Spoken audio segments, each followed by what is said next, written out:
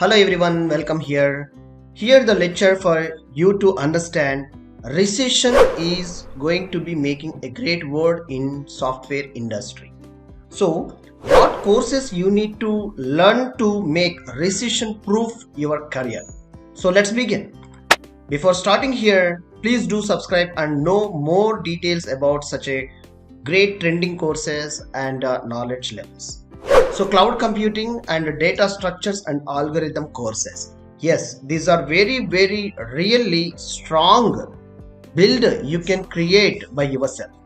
By understanding about the cloud environment and data structures, about to do application development database algorithms, when you strong this level of controlling of programming, you will be very strong even like scenarios of this type of recessions. Next one, so database design and database administration and data structures. How you will understand about to create data and business intelligence techniques and database administration, how you master.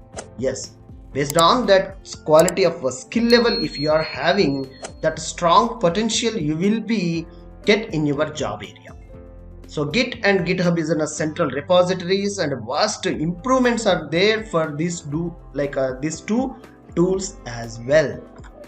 Now the next one is Linux environment.